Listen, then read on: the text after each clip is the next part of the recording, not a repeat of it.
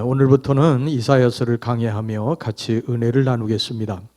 이사야라는 이름의 뜻은 여호와의 구원이라는 뜻입니다. 이 이름의 뜻대로 이사야서의 주제는 택한 백성을 향한 여호와의 구원입니다. 하지만 그 구원은 회개하는 심령에 임하기 때문에 이사야는 먼저 회개를 외치는 동시에 회개하지 않는 심령의 필연적인 심판을 경고했습니다. 이어서 이사야는 변치 않는 하나님의 언약에 근거하여 남은 자의 구원과 시온 예루살렘의 회복을 외치는 위로의 메시지를 선포했는데, 그것은 하나님의 종 메시아를 통해 반드시 성취될 것이라고 했습니다. 자, 1절을 보겠습니다. 유다왕 우시야와 요담과 아하스와 히스기야 시대에 아모스의 아들 이사야가 유다와 예루살렘에 관하여 본 계시라. 이사야 선지자는 기록된 대로 남왕국 유다왕 우시야와 요담과 아하스와 히스기야의 시대에 걸쳐 예언 활동을 전개했습니다. 이사야는 우시야 왕의 말년에 주전 740년경 대략 20살 때 소명을 받고 본격적으로 활동을 전개한 때는 아하스 시대의 중엽인 대략 30살에서 35살 사이입니다.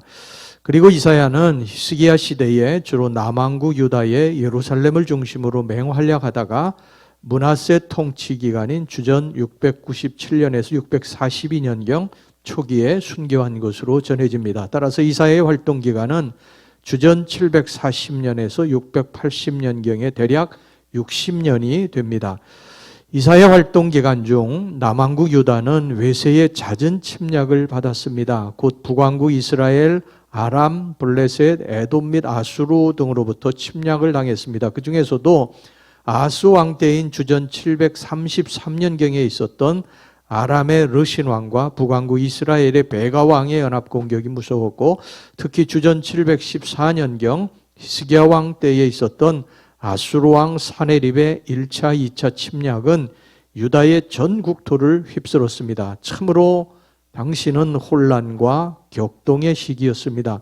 당시의 판도는 아수르가 강력한 힘으로 그 세력을 펼쳐오고 있었던 때였습니다. 이에 맞서서 아람과 북왕국 이스라엘은 동맹을 맺고 대항을 해보았지만 역부족이었고요. 남왕국 유다는 아하스 왕 때에는 친아수르 정책을 펴서 조공을 바쳤고, 히스기야 왕 때는 친애굽 정책을 펴서 아수르를 대항했습니다. 하지만 결국 아람과 북이스라엘은 주전 722년에 아수르에 의해서 멸망당하고 말았고요. 이제 남유다가 아수르의 침략 앞에 풍전등화의 신세가 되고 말았습니다.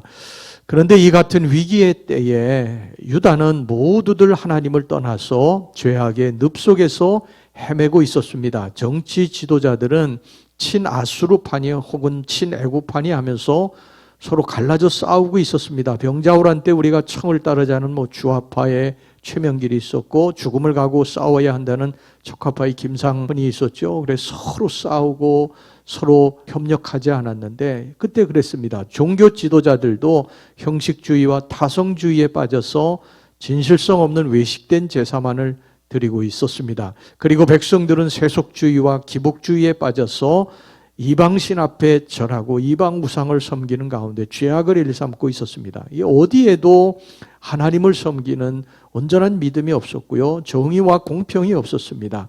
하나님의 말씀을 완전히 땅에 떨어져서 백성들의 발에 짓밟히고 있었던 참으로 흑암 같은 죄악의 시대였습니다. 하나님은 더 이상 보고 계실 수가 없어서요, 패역한 자식을 돌이키고자 하시는 어버이의 심정으로 매를 들게 됩니다. 그리고 그 백성을 쳤습니다. 죄악이 너무 컸기 때문에 매의 강도도 컸습니다. 발바닥에서부터 머리까지 성한 곳이 없을 정도로 매 맞아서 터진 자국뿐이었습니다. 6절입니다. 발바닥에서 머리까지 성한 곳이 없어 상한 것과 터진 것과 새로 맞은 흔적뿐이거늘 그것을 싸매며 기름으로 부드럽게 함을 받지 못하였도다. 이대로 두면 유다 백성은 치료받을 기회도 없이 죽을 지경이었습니다. 하나님은 그것을 보시고 마음이 아프셨던 것 같습니다. 여러분, 부모는 자식이 잘못했을 때 매를 들긴 하지만요, 매 맞고 아파하는 자식을 보고서 더 마음이 아프지 않습니까? 하나님이 바로 그러셨습니다. 바로 그러한 때에 이사야는 하나님의 말씀을 외치게 됩니다. 죄 때문에 맞은 상처를 치료받을 수 있는 길을 제시했습니다. 그것은 죄악의 길에서 돌이켜야 한다는 것입니다. 이사야는 유다 백성들이 왜 하나님께 매를 맞았는지를 분명하게 말을 했습니다. 그것은 하나님을 배반하고 떠나 거역했기 때문이라는 것입니다. 2절 말씀입니다. 하늘이여 들으라, 땅이여 귀를 기울이라. 여호와께서 말씀하시기를 내가 자식을 양육하였거늘 그들이 나를 거역하였도다. 그것은 소나 나귀보다도 못한 배은망덕의 죄였습니다. 3절입니다.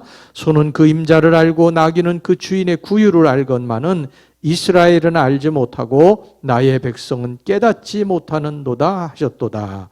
하나님은 유다 백성들을 애굽의 사슬에서 건져내시고 당신의 보배로운 백성으로 삼으셨습니다. 그리고 사랑으로 먹이시고 기르시고 양육하셨습니다. 배고플 때 먹을 것을 주셨고 대적자들이 달려들 때에 막아주셨어요.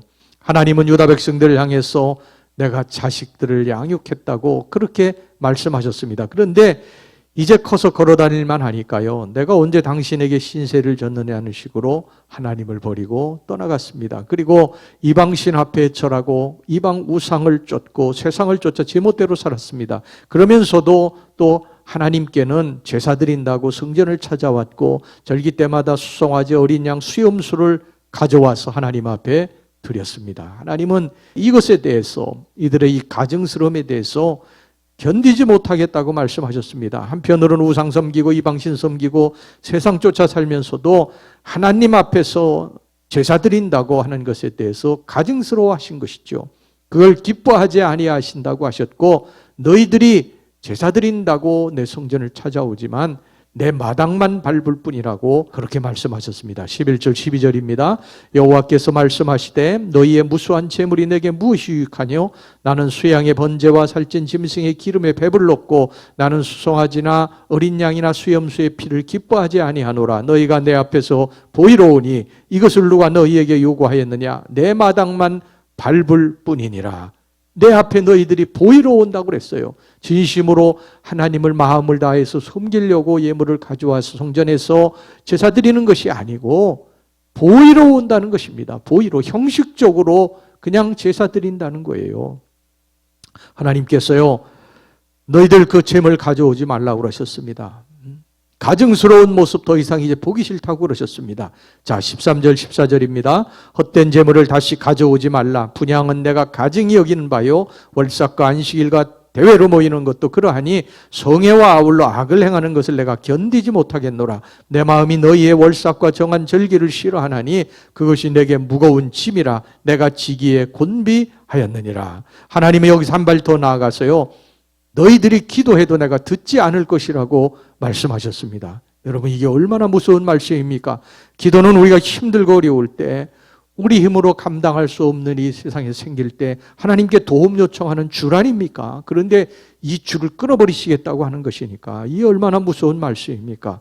그들은 결국 죄악에서 돌이키지 않아서 하나님으로부터 이런 매를 맞은 것입니다. 발바닥에서부터 머리까지 성한 곳이 없을 정도로 매를 맞았습니다. 그들이 사는 땅은 황폐해졌고 성읍들은 불탔고 이방인들이 유다인들을 짓밟았습니다. 비참한 상태로 떨어졌습니다. 사랑하는 성도 여러분, 지금 우리의 모습은 어떻습니까? 하나님이 돌아오라고 하시는데 우리 여전히 죄를 지으면서 성전 뜰만 밟고 있지는 않습니까?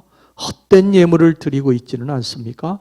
하나님이 싫어하시는 일을 하면서 하나님 앞에 예물 드린다고 성전에 찾아와서 두 손을 들지는 않습니까?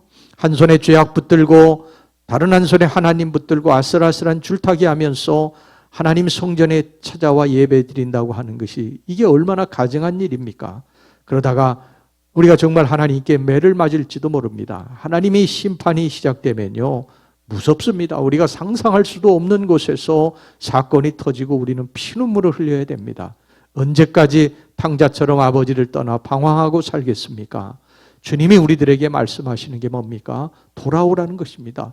돌아오라는 것입니다. 더 이상 이방신 앞에, 세상 앞에 무릎 꿇고 그들 섬기지 말고 내게로 돌아오라는 거예요. 악한 행실 버리고 행악 끝이고 돌아오라고 그러시는 것입니다. 그러면 회복될 것이라는 것입니다. 18절 19절 말씀 보세요. 여호와께서 말씀하시되 오라 우리가 서로 변론하자. 너희의 죄가 주홍 같을지라도 눈과 같이 희어질 것이요 진홍같이 붉을지라도 양털같이 희게 되리라. 너희가 즐겨 순종하면 땅의 아름다운 소산을 먹을 것이요 그러나 돌이키지 않으면 칼은 계속될 것이라고 그렇게 말씀하십니다. 20절 말씀입니다. 너희가 거절하여 배반하면 칼에 삼켜지리라. 여호와의 입의 말씀이니라. 혹 여러분은 지금 하나님을 떠나 죄악의 자리에 있지는 않습니까? 나 같은 죄인을 구원해 주셨는데 우리는 배은망덕하게도 주를 떠나 세상을 쫓고 섬기지는 않습니까? 매를 맞기 전에 우리는 돌이켜야 됩니다. 하나님의 품 안에서 살고 하나님만을 나의 아버지로 모시고 그분 안에서 그분 섬기면서 우리가 살아야 될 줄로 믿습니다.